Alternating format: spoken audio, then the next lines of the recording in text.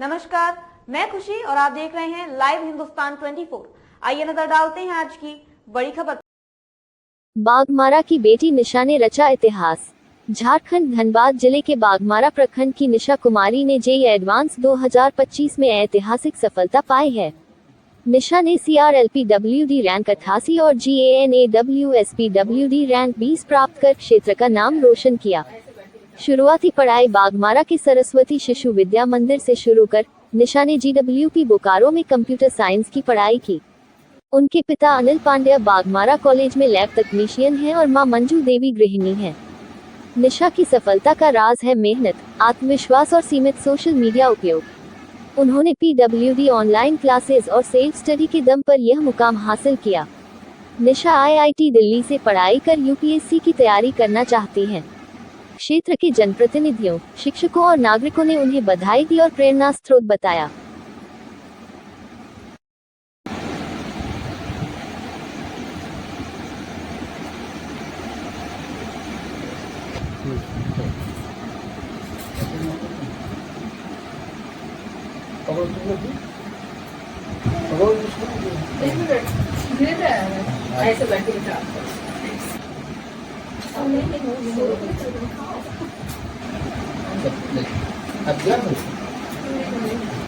JEE advance all India rank 88 आप हासिल किया है, इसके लिए पहले आपको बहुत बहुत बधाई।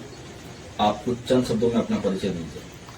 मैं निशा कुमारी, पिता श्री अनिल कुमार पांडे, माता मंजू देवी। मैं बाघमारा की रहने वाली एक छात्रा हूँ जो कि शुरू से ही एक एवरेज स्टूडेंट थी। मेरा प्रारंभिक शिक्षा नेहरू अकेडमी कन्या उच्च विद्यालय से हुआ। देन आफ्टर मैंने अपना 7 to 10 का डिग्री मैंने SSBM बाघमारा से कंप्लीट किया।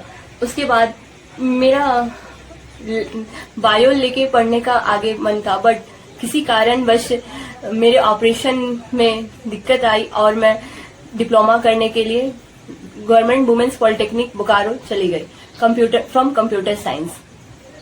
बट कहीं ना कहीं मुझे ये था कि मैं अपना इस फील्ड से लेके कहीं और अपना फील्ड में नाम रोशन करूं। और मैंने जैसे ही कंप्यूटर साइंस से डिप्लोमा के लिए गई तो वहां पे कंप्यूटर का तो स्कोप नहीं था डिप्लोमा में, जिस कारण मुझे जेईई के बारे में पता चला कि डिप्लोमा वाले पीपल भी जेईई एडवांस दे सकते हैं। और मैंने सेकेंड ईयर से ही, डिप्लोमा के सेकेंड ईयर से ही जेईई एडवांस की तैयारी करना स्टार्ट कर दिया था। मैं PW का ऑनलाइन कोचिंग ड्रॉपर बैच, मैंने जेईई प्रयास बैच PW का लिया था और उसी से मैं अपनी तैयारी करती थी। आपको ये सफलता कैसे मिली, इसका श्रेय आप किसे देना चाहेंगे?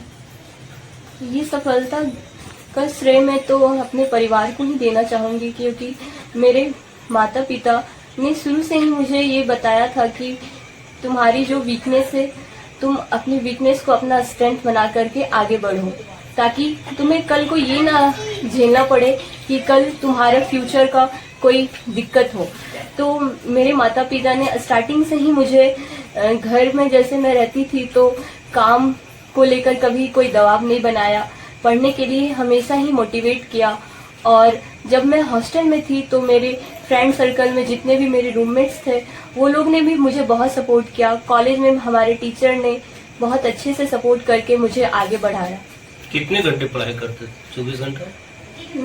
24 घंटा तो पॉसिबल नहीं होता है। 24 घंटा में कितने घंटा पढ़ाई करते? मेरा जो पढ़ाई का वो था, मेरा डिप्लोमा एक रेगुलर बैच था जिसमें मुझे 6 घंटे का क्लास भी करना पड़ता था। और उसके अलावा मुझे अपना खुद का एक एक्टिविटी में भी पार्टिसिपेट करना पड़ता था। तो मैं शुरू से ही 5 से 6 घंटा जितना पॉसिबल हो सके उतना मैं देती थी। टाइम को इस तरह मैंने इस तरह मैनेज किया कि मैंने जिस दिन का जितना रूटीन बनाया था उतना मैं कंप्लीट करती थी।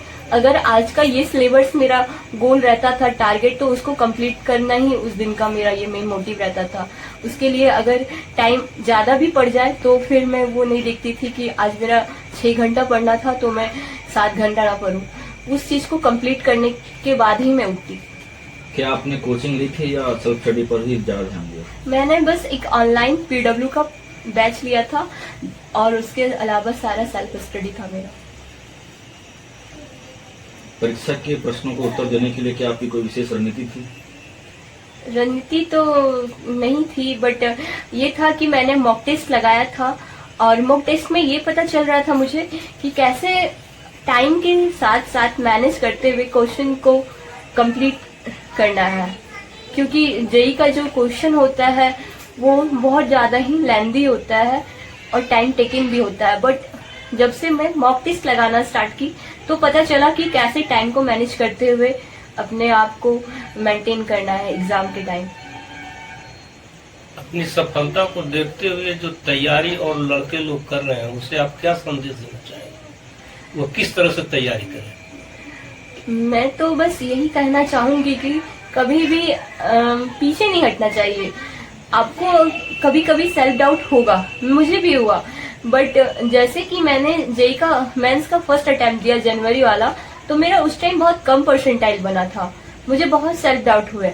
बट मेरे फैमिली वालों ने, मेरे चिन्ह परिचय के जितने भी फ्रेंड्स थे, बैचमेट थे, उन्होंने मुझे मोटिवेट किया कि तुम्हारे पास एक और मौका है, तुम उसमें बेटर करो और ज्यादा से ज्यादा मॉक टेस्ट लगाओ, क्योंकि आप कंटिन्यूसली अगर पढ़ रहे हो तो पढ़ने से नहीं निकल जाएगा। आप उस चीजों को रियल लाइफ में एक्सपीरियंस करो, मॉक टेस्ट लगाओ, टाइम के साथ मैनेज करो और फिर यही है कि कंसिस्टेंस रहो। ये नहीं कि आज पढ़ लिया कल छोड़ दिए, परसों पे पढ़ेंगे, आज इतना कर लिए अब 2 दिन बाद करते हैं, ये नहीं था मेरा। ये था कि आज ये किए तो कल उसको रिवाइज करके बाद दूसरा करना है। एक के बाद एक मैंने रिवाइज करते हुए कंप्लीट किया। रैंक के अनुसार आपको तो बहुत सारा कॉलेज मिल सकता है, जैसे कानपुर, खड़गपुर, दिल्ली, बम्बई, आप एक धनबाद है। आप कहाँ एडमिशन लेना चाहेंगे?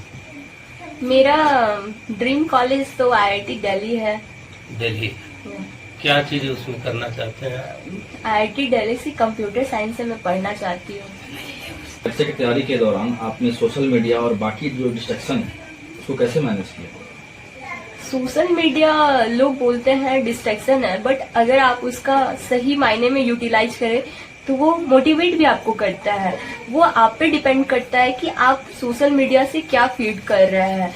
मैंने तो कोई भी सोशल मीडिया ऐप पे मैं नहीं हूँ व्हाट्सएप के अलावा, बट मेरी रूममेट, मेरी फ्रेंड्स थी तो वो इंस्टा चलाती थी, तो कभी कभी मैं इंजॉयमेंट के लिए कुछ रील्स फीड करती थी और मैं मोटिवेशनल रील्स ज्यादा देखना पसंद करती थी, क्योंकि कहीं ना कहीं जब सेल्फ डाउट आते थे मुझे तो वो चीज मुझे मोटिवेट करता था। और साथ ही में मैं मूवी देखना बहुत पसंद करती थी, वो मुझे बहुत इंस्पायर करता था। और यही है कि वो आप पे डिपेंड करता है, वो आप टाइम को कैसे अपना मैनेज करते हो। सोशल मीडिया कहीं ना कहीं आपको डिस्ट्रैक्ट कर रहा है तो कहीं ना कहीं आपको मोटिवेट भी कर रहा है, तो वो आप पे डिपेंड करता है आप उससे क्या ले रहे हो, एडवांटेज या डिसएडवांटेज। क्या कभी ऐसा समय है आपके जीवन में कि आपने हार माना और सोचा कि अब मैं हार चुकी हूँ, और फिर उस वक्त कैसे खुद को आपने मोटिवेट किया? हाँ, जब मैं जेई का फर्स्ट अटेम्प्ट दिया मैंने मेंस का, तो जनवरी वाले अटेम्प्ट में ज्यादा अच्छा मेरा परसेंटाइल नहीं बना, तो मुझे लगा मैं तो डिप्लोमा कर रही हूँ, मुझसे तो होगा नहीं, 11-12 मैंने किया नहीं है, शायद ये मेरे लिए नहीं बना है। फिर कहीं ना कहीं मन में एक आस थी कि एक और अटेम्प्ट मेरे लिए बाकी है, क्यों ना मैं वो अटेम्प्ट दे दूं। अगर कुछ नहीं होगा तो इंसान के पास तजुर्बा तो होना जरूरी है, जिसके कारण मैं एक बार और उठी और उस एग्जाम को फिर से दिया और उसमें मेरा बहुत अच्छा परसेंटाइल बना और फिर मेरा मोटिवेशन और हाई पिक लेवल पे चला गया और फिर मैंने एडवांस दिया। क्या आपके पास कोई गुरु या आदर्श है जिसने आपको प्रेरित किया? आइडियल तो मेरे फैमिली मेंबर ही हैं, मेरे पापा, जो कि एक शिक्षा डिपार्टमेंट में रहकर भी उन्होंने बहुत कम सैलरी के साथ भी अपने बच्चों को पढ़ाया। उनका यही मानना था कि आपके पास रहने के लिए घर होना जरूरी है, ये नहीं कि आपके पास बंगला हो। लेकिन शिक्षा एक ऐसा चीज है कि आप कहीं भी चले जाओ तो आपको वो प्रेरित करता है। पैसा कोई बड़ी चीज नहीं है, आप अपना शिक्षा पे कमांड बनाओ।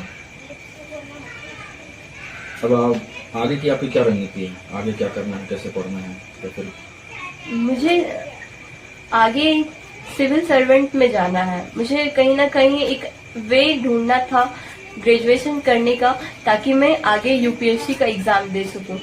पता नहीं वो मुझसे क्लियर होगा कि नहीं, लेकिन हाँ ये है कि मैं उसमें मेहनत करूंगी, अच्छा रैंक लाने का ट्राई करूंगी। और फिर ये एक वे है, पाथ है, जो कि मैं ग्रेजुएट होना चाहती हूँ इन फ्रॉम कंप्यूटर साइंस।